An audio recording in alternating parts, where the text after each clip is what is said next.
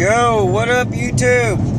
Saturday, May 3rd, 5:28 in the morning. Heading to my local Walmart in hopes and picking up I'm gonna go for the kind of weird, but I want 2 boxes of Winchester white trash, as Jack Ammo calls it.